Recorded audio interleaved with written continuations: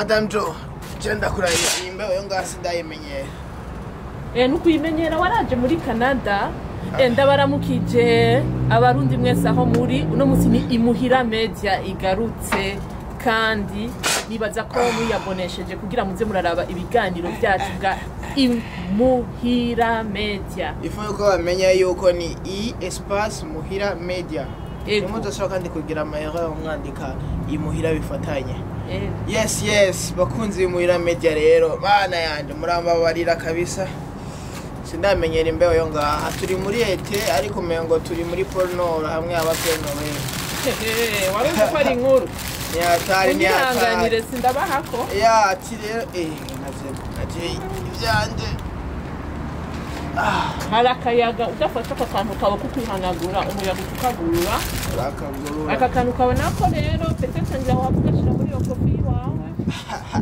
nanye ibishushe umuntu agiye ibintu byo muri Canada bashe yes madame Jo oui jewe ndakeneye akantu ndakeneye kubabaza akantu kamwe ego cyane oui hari inkuru maze iminsi ndiko ndumva disikira mu bantu oui ngo hari ibintu ngo bihari ngo bunye ngo kwisambusa zangara akantu ngo gasigaye kabura kwisambusa ziwanje ngari akantu gasigaye kabura la jena rero gatokira ikiganiro urukura twere kukuntu ukora umuti kwisambusa rero ndakeneye kumenya uko kuntu ko jewe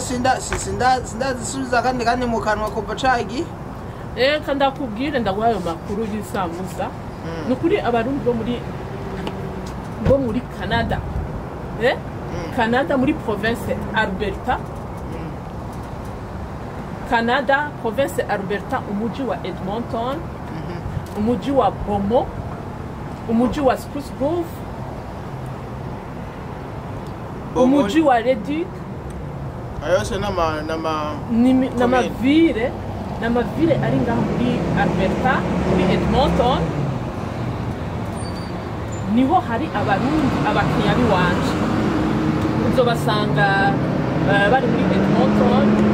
bari mu muji wa Bomo bari mu muji wa Reddick bari mu muji wa Spruce Grove bari mu muji wa Stony Plain abo bose n'abakiriya biwanje b'abarundi ukizemwo nabo muri East Africa kidi East Africa harimo abanyarwanda bakongomana abaganda n'abandi bose bakunda sanse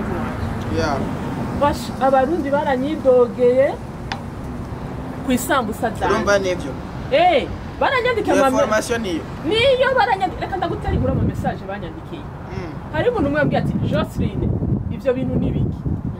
isambusa zawe ngo zisigaye zuzuyemo ngo amaregime ngo bintu menga ni ivyatsi ngo eske wangize ngo la vache originale ou la chèvre originale ngo nibiki ngo nkajewe ngo ndumubo ngo babongo kukanyama ngo niragijya basokuru bantu b'Imana ngo iryo ragi ngo tuzorikurikiza ngo nitwagutumye kutugira ngo la vache originale ngo na la chèvre originale ore ni message indi message ngo huzuyemo ivyatsi ngo ibirungo vy'ivyatsi ngurumva ngo bagiye kubagira aba vegetarien ngo ivyo by'abamaneke ngo ntaco babwiye ngo nakarumu ngo nagiye kubaha amareshime ku ngufu none ngo ivy'abamaneke ngo nivy'abamisi ngo nibigaze biyandikisha muri misi ngo ibintu banyandika ama message barambereye nabi abandi ngo sigaye ngo sinkirungisha karungo karyoshe ngo basanzemwe ngo ndungisha ivyatsi byinshi ngo bitagira inyama barambwiye amajambo menshi urumva bose bahaganze kumva yuko ari ibyatsi byinshi ngo ni ivyatsi byinshi mugabo hari ikintu kimwe ndengo bakubabwiye bantu b'Imana reka dusubiremo sinabandikiye nahisemwo ahubwo bagize neza kuza kumva ico kibazo of course je naziriye numva ibyatsi nawe none ushaka ni sawa kabisa ko nakayenkeneye ibyatsi nyene ariko ayo majambo anje baguma bavuga niyo yagumya nera amakenga nyene navuga toke ifuko ndamaza madame Joseline byari ngo nabahari ibyatsi ngo nabagizi nka ngo bande ngo nabakuyemo biragijya basokuru ngo ry'ababongo birira kanyama none umviriza renda basigurire ivyo bitutsi byose ayo makenga yose muza gutuka madame Jo jengira ndabarungike umuntu muza ahubwo mu mukarire ndashaka batuke Tirido atwara Canada Premier Ministre wa Canada niwe nashaka babibwire kuko ni wazi impamvu ibintu byose byabyutse avant Covid reka ndakubwire avant Covid ndabasavye barundi baba muri Edmonton muri yo miji yose nagenda vuga Beaumont Leduc Spruce Grove ahantu hose ari abakiriya b'abarundi muraheretse kuja muri Costco ndabasabe mufate paquet ya viande hachée avant Covid muce murabana viande hachée y'ubu avant Covid nayo $16 $16 ariko no musigeze mu $30 yaduze gute Attends iyo mutrudo no yatumye ibyo bintu byose biduka si wajejwe leta Canada ega iyi ngorane zibaye mu gihugu bazibaza ubutwara igihugu ni watumye Isambusa yanje igira ingorane donc byose byaduza avant Covid no après Covid niho byagiye kuduga Covid yaje niyo byaciye biduga my god ahubwo byo manutse byaciye biduga byaciye biduga hama igitoro uramaze kubona igitoro ngene caduze please ivyo ayo malegume ndabashiriramwo mwarabonye ingene yaduze pati kajya gapati ko nyene kamwe karimwo amavenshi mpuzenya karimwo amavenshi urumva amafeuille 20 kajya nakagura $1.25 uno musika gwa $3.25 kajya bagura cagiye ka kuzemwo pake wambala mo sambusa hama rero nkozi sambusa imwe nayigurisha $1 sinigeze mpindura igiciro ico nakoze nacenda bakorera $1 y'isambusa oya birumvikana $1 urumva nacenda bakorera $1 y'isambusa birumvikana ushaka ya sambusa ya kera ndakubwiriza igiciro normalement iyo bintu bidoga nawe ari gucudubuza isambusa yawe kugira bakiriye ariko urumva akiriya bawe acushima kubagumiza kuri ya prinyane canda bakorera $1 y'isambusa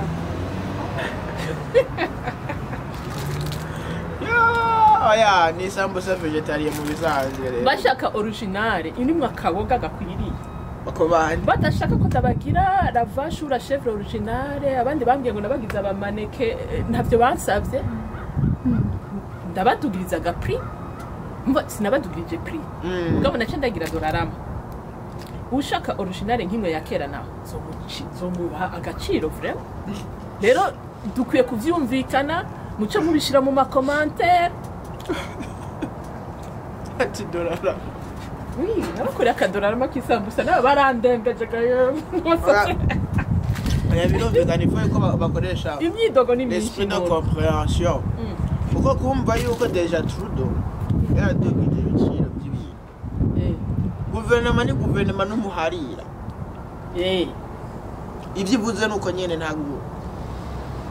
cisha hano ngaha rero urumva Trudeau yadugije ibintu sabitire yuko mama nawe ari gucuduza kugira abantu bashobore kuguma bafise kakantu nyene kiwawe bakundi wawe ariko kubera cyugumiza kuri ya nyene bashobora kugira yaraje kugira wekiribre ariko nkuko nyene yababwiye atutsigitiye bana please abantu cyane ndabasavye bari mu Burundi ako nakanywa babo kabari muri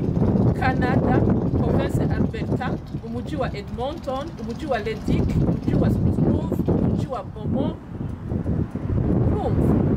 umuji wa Stony Plain abo ni nakanywa babo kabo mwe muri mu Burundi mwirabire gusa mwitwengere iyo ntambara y'abarundi na Madame Jo urumva abashaka yuko ndabakorera akanyama nkuko babinsavye muri commentaire bandika ati duza prix abashaka ko ntabadugiriza igiciro naho ndabaha ivyatsi ndabagire nkajya ama message mu mazimisi munyandikira ngo nabagize la vache originale la chèvre originale ngo nabagize abamaneke ngo nabashize kuri regime batabinsavye abashaka prix ntoyi umva ndabagira uko nyene ndabahereje ime ku ngufu abandi nabo ndabahindurira la vache originale na la chèvre originale c'est comme ça ababona bo munyihanganira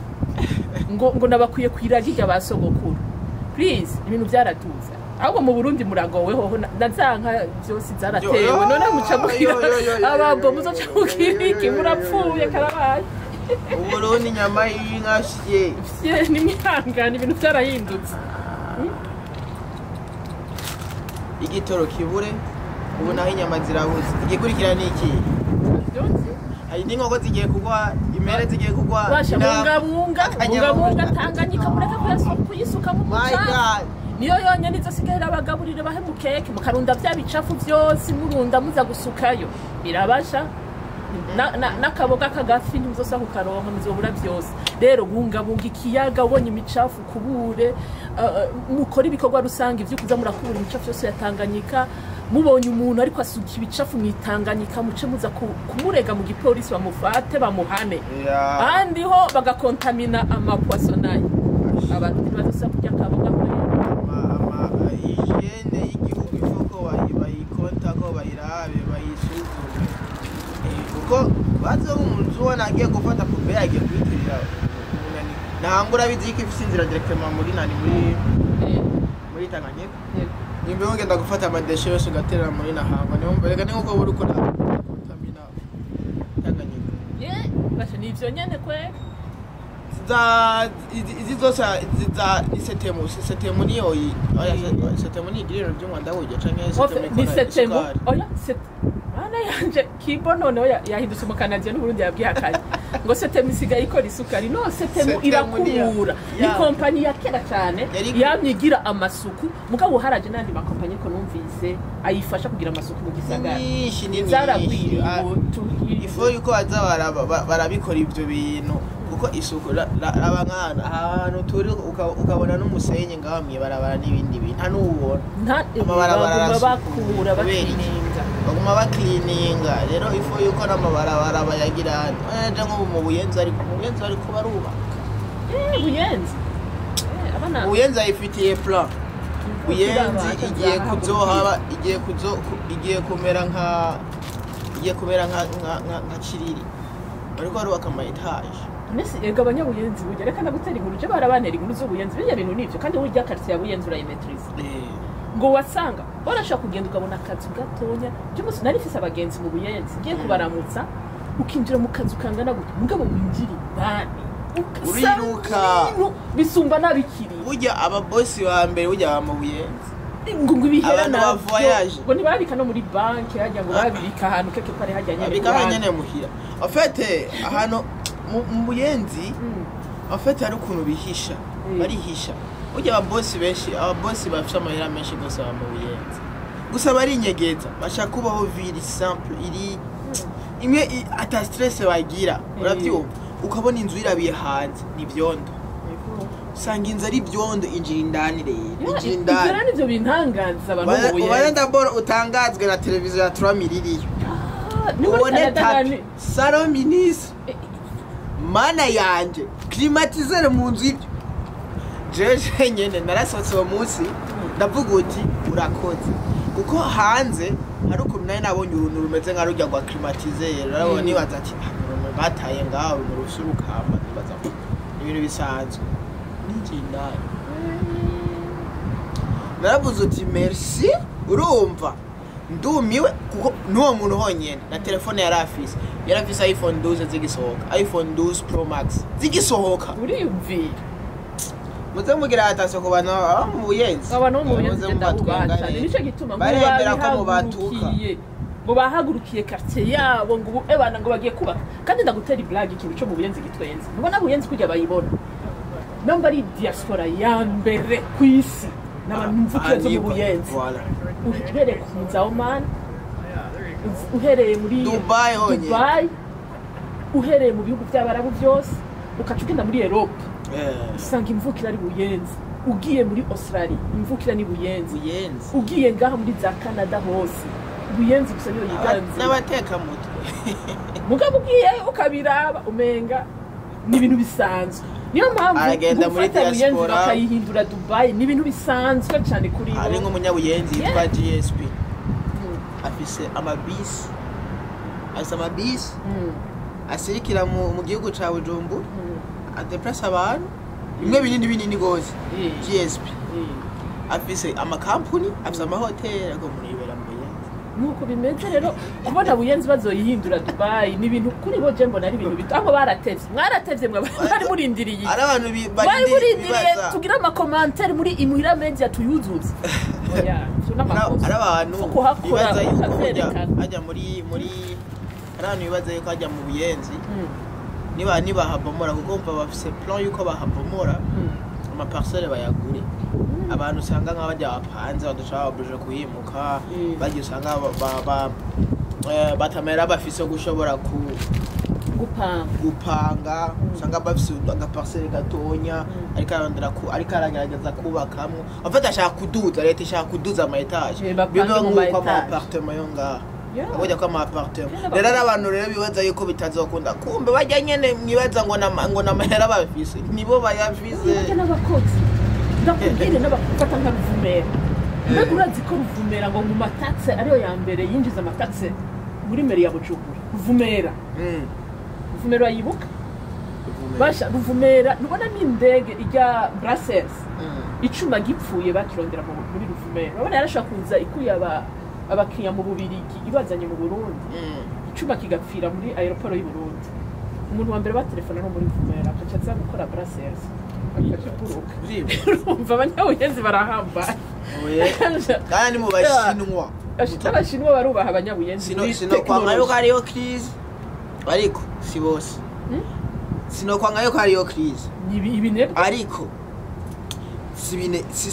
sinavuga ko ari ibinebwe kubera mu buyenzi umwana w'imyaka 12 ashaka kumusaga munsi y'ipine oya simvuze ariko supana oya wariko uravuga ngo sinokwanka yuko hariyo crise ya crise iteye umunyabuyenzi ni kinebwe voilà abari kinebwe kuko umunyabuyenzi bafise ama formation umenga naba bantu bo ngango bacu muri Canada bakura uramaze ko aba bakora amabarabara ama construction uzo babazi ahantu bize nta n'ishuri nimwe bize abazungu kuko bafise technology bahabwa n'abasoko n'abasogokuruza connaissance so kurakwigisha umwana we mu nzu nge nakora ibintu ubuhinga n'ibindi bintu umwana we akakibyara pratique niyo mpamvu ibi bintu byose bakora bene dad ibi bintu byose babikoze ngaha byakozwe n'abantu benshi batize ubwo bafise ubuhinga nk'abajya abanyabuyenzi nimwigisha abana banyu gukora mubigishe gukurita isupani mubigishe bakiri bato pana kwicara mwishuri turagira ama connaissance muga ama connaissance de base ubihabwa muhira ega mu bisanzwe burya umuntu akurira arabaforge umuntu arakuzwa n'ubuzima c'est pas ishuri rimukuzi ishuri rimuha connaissance rimwereka uturashoboye ushoboye mu gihe ukoze kuno ariko bugi ngo upfu nizawe n'ubwenge courage ni yawe ubwenge n'ubwawe ni udesida niyo mpamvu abana bo mu buyenzi usanga bakubwira uti jewe nziga université après gira mbaze ko nzangene ndondera amafaranga umuntu akaje mu sipine makarosa amahera atangwe d'abord ari umukozi muri garage ejo bundi no mu de garage ejo bundi afisa ama garage gihugu ravyo kandi rero hana bimenyera akamenya na materiel n'amapièces uko nyene bakuru uko nyene ukazawumva ejo bundi ngo ngageze Qatar ngageze na Dubai ngageze Paris ngageze Belgique kibaza yagiye yo gute abona kibaza ngo ni meeting ngo n'uburozi no ni courage abantu barabivuga ngo ari abapfumu mu buyenzi bagukora nako gatonya ukabona nibaza ko bijya ni blague ni ibintu abantu bishiramo ko badatahura ingene abanyabuyenzi batera imbere imbere yo quartier ya mbere yagirizwe uburozi ni buyenzi ariko ndababwirije ukuri je nakuriye mu buyenzi sishatse kuhavugira ndiko ndababwiza ukuri nimba ari quartier itunze ya mbere ariko itazwi ni buyenzi mu bakorera ama etage ngo abantu bose bavuga babakubitira saruto inguzora inge bazoduzura abantu bambere bazofata ry'amazu yo hejuru ajya manivo yo hejuru abanyabuyenzi bien sûr ahubwo nagenzo doca nimuka ubungiye kuba umunyabuyenzi muzonyakire ndimvukira y'ubuyenzi n'abayihaye class azabaye n'abakozi madame Jo arakora ameze nk'umunyabuyenzi yarose abagenzi bo mu buyenzi kuva kera nibo bamwigishije ibikorwa by'ubuyenzi nawe umukozi aha mu Burundi en fait anye muri Canada ikintu nabonye madame Jo ukireve utareste ça veut dire ugumye wicaye wikanga yuko idolari rizogusanga ahantu uba wihenze ntibiba wihenze ukicara ukavuga uti jewe ngira nicare bya bintu byo mu Burundi bazatanga amahera bayakura mu ibarabara ejo urayayora quelque part mbona ni barabara riri vide n'imiduga myinshi ikirare ariko irahari uribaza bakibaza ngo umuntu ari hanze ashitse muri Canada amahera ni kugira gutyo none zami urasiragoringa kora nk'imashini mubona nk'ubu twaronse akanya go kunywa Tim Horton nuko turi muri uno musi muri off donc uno musi twaronse akaruhuko ku kazi badaye akaruhuko niyo mpamvu uno musi twaronse n'umwanya kubika andi uyu mwanya urawubura natama ndabwije ukuri ngaha muri Canada abantu nta mwanya bagira rezami zero nta mwanya none ubona nka Madame Joseline none singice ishene duposta kangahe kwisomera nabo baguma banyandikira ngo basha ngo jewe baba banya Madame Joseline ndakubwirije kuri ku biganiro bike tumaze kugira je te jure nahano nahamwe ngenda batamenye yego ahantu hose sabedire umurundi wese ngaha muri Canada niyo mpamvu naciye mbona yuko bujyanye population aba YouTube gose n'aba diaspora cyane ahantu hose ngiye ari umurundi wese aramenya ati wenda kuza ahantu ati ngo Madame Jo ego ati Madame Jo ati muhira media ati ndabashimiye abantu muri Canada mwese mubirikirana ryohera gose biraryoshe cyane ndashaka yuko mu zindi continent Europe Australia mumenya iyi televiziyo kugira izirababwira amabanga y'abarundi bose muri Canada hama ndakene n'abarundi muze murankurikirana n'ukuri mushigikire dushigikirane tumenyane tumenyane aba youtubere bose tumenyane tugirana makuru ewe imbaye iratwishe reka cyakiganiro tugihe iminota 2 tuce tugihetse kakabeho ka Canada meteo Canada ntimenyegwa bihe meteo Canada n'ibindi bintu nimenyegwa ujya muri ete ukavye kuri muri ife ikintu nashatse gushika ko ni iki nuko ifo bajya abantu barabibaza bahora babona abarundi akibwira ati ngo none rya muntu gararungika amahera ibintu ama business akora $1000 akumva $1000 akumva $2000 akumva $3000 akuvumenga umuntu asha ni boss hari hejuru kuri konti afisa ama miliyoni y'amadolari ati no umuntu chaque dollar afisi yarayikoreye nta blague umusegonda wose yamazi yarawukoreye rero nimuzotangare mubona aba diaspora bariko bararandira gukora ama business mu gihugu cacu c'u Burundi ni kubera bazi neza yuko ego ilevre tiga hanze sawa ndiko ndakora $1 sawa but aya mahera yo ngaha aragoye ucubona l'importance y'ukuntu amahera yo muri Afrika yoroshe Afrika de 1 tu peux acheter ikintu ciwawe kandi mukavana ko nta deni batanga urumva nta bintu vya retour na consequence kugaruka ko mu nyuma sivyo rero ucusanga wewe ukreye business yiwawe aha hariya mu Burundi sava bija bituma ugira ama revenu amahero gumugira weparnya kuko umunsi wagarutse mu Burundi uravyumva uje tuvuge nimba ari kuruhuka nukora ko yamahera yandi waruhiye ajya waruhiye aguma iyo nyene kugira rihe ibintu byo hariya naho akakugaburira ivya hariya voilà nibwo bwenge rero aba diaspora barakora barabizi aba nkubu uramuzi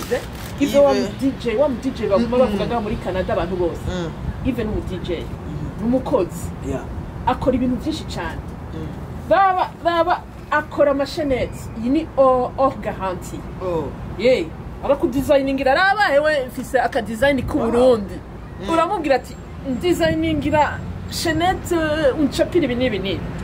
ndabingene yagakoze vraiment uyu ni umwana w'umurundi yarancapiye aranshiramo n'uduprovince harimo n'uduprovince barundi bo muri Alberta barundi bo kwisi yose aho muri ubu technology yarateye imbere livraison irashoboka texta gusa wowe comment kugira tuguhe Yves agukorere aka kantu turashajije ntitucambara Amerika twambara Burundi ubu twambara Burundi bwacu imuhira ubu ntitucambara ivyama marketazi urabona wazibona uvukiye mu cendajuru wambaye Amerika wambaye twambaye abakoroni kandi muri independance le 2 juillet tuzokwikukira ibaze rondera Yves ahubwo umukeneye comment cyane munyene uza kumbwira how much agira ako kantu bash ndamuguhaye nimero ziwe ucumutelefona ndakeneye ako kantu kameze agashimita ka garanti ngaha 10 ans nzoba nambaye inzahabu musi natashi Burundi rimuze mu nchizosi abarundi muze mubareka ba diaspora banezerwe bagire gute kuko bararuha je ndabwitije ukuri maze amezi make abaho ngaha but narabyiboneye n'amaso yanje la diaspora iraruha cyane iraruha mu kurondera amadolari mwumva ngo bafise rero mureke kuba mubafata kugumenga amadolari yabo nayiwanyu mubihagarike sayiwanyu nayiwabo bayakoresha icyo bakeneye kuko barayaruhiye nimba uno munsi akubwiye uti ntibikunda yuko ndagufasha muri uyu mwanya kubera hari ikintu ndiko ndaprojecta gukora mutahure nibaze ko ashatse kukwima no amahera yaplanifiye ku bindi bintu nkuko kuntu amafacture yo ngahanya uplanifya kuyariha meme imbere y'uko uronka amahera uri uhembwa ubu aba diaspora twaragize inama ikomeye rukokoma kera umurundi yaraduhenda kandi ugahendwa n'uwo muvukana cyangwa ugahendwa n'umukuze cyangwa ugahendwa na n'importe qui urumva ngo ibikindi ungikira amahera nawe ukagenda ebana ukifunga ukwezi kumwe ukamuha kugira bero tuzanire projet ugasanga ntayibaho urumva ngo byarangoye ubu ntituzosubira gutanga amahera yo ku muntu ubu tuzoza turasutena umuntu amaze kuduza projet tukayibona ikagaragara mu maso ebana yagize fondation ico gihe rero diaspora izovuga ati umuntu reka tumushigikire muga muntu sans projet mana yanje muzodutuka muru ijya muntu usanga bakene ngo uruma nkeneye ari abantu bava bibaza yuko ndiko ndabivonga kubera nashitse ngaha no les amis je ndababwije ukuri nimbere yuko nza ngaha muri Canada fise pressure zane nashitse ngaha mu Burundi kandi même jusqu'à maintenant ndacazi ko ndazitunganya mu kwezi kw'icumi muzobibona bizogaragara ariko mumenye ikintu kimwe uri umuntu surtout uri umwana w'umuhungu sivyo surtout uri umwana w'umuhungu nta gukinata kizire gukinata urumva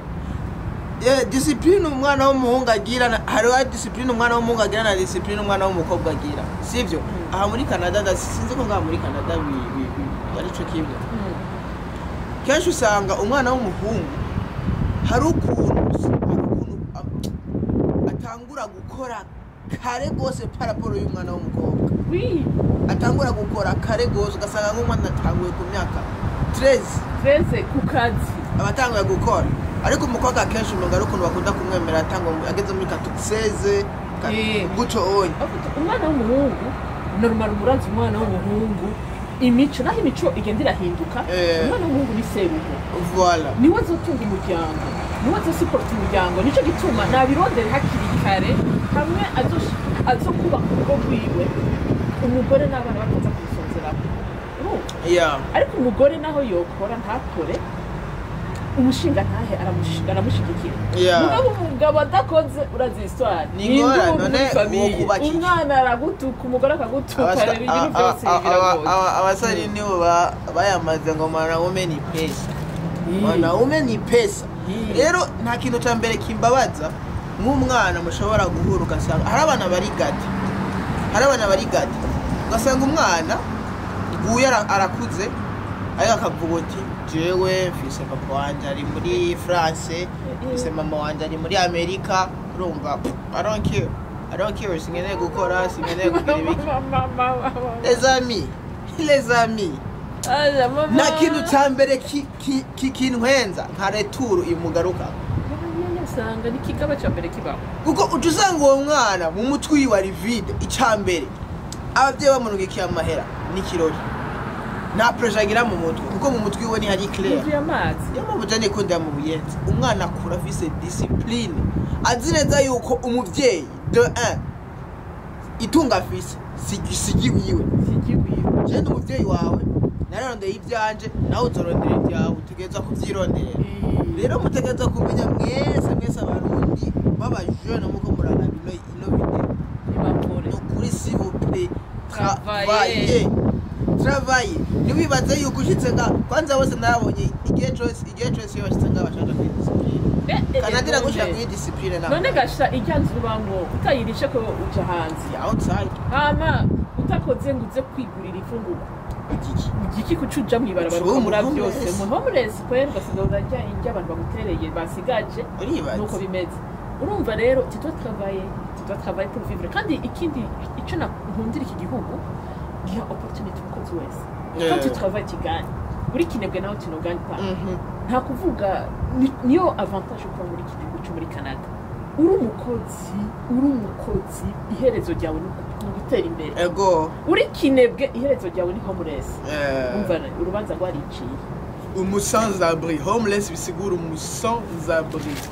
sabitira hano sugeze ni uryama je nta kintu cya mbere cankoze ku mutima nko kubona umuzungu aryama hanze byiyumvire muntu w'Imana Kibo, reka senzera imbeho nira wowe wambaye ikoti uri kurambesha mugananje n'umukananje naramaze kumenyera reka dusezere narakomana n'amayivera ngahe maze imyaka itari mike nga muri kigo rero bakunzi b'Imuhira Media ndasabye mu manda yamugira ama partage ku bantu vraiment muguma mwagiriza madame Jo Isambusa ziwe n'inzige ziraryoshe ahubwo mumenye mumutahure yabasiguriye mumutahure ibyaba yabazaniye $. ushaka uwanga kurenza $1 zomugira $, mugabo babe agatanga plus azavuga Isambusa muri kagateka kakabo naraziriye pepe asha kandi ziraryoshe sibupe rero mushigikire ubandaye mumutera amakomande menshi kubujagira na izine yacu amen Burundi wanyu atuzidira ku makongo mu gihugu kabisa Burundi wese Kongole mu Kenya umuki adresse ni chaque pays s'il vous plaît appelez madame Joseline le numéro commandez les sambusa c'est très bon alors on vous dit bye bye et à la prochaine. Good.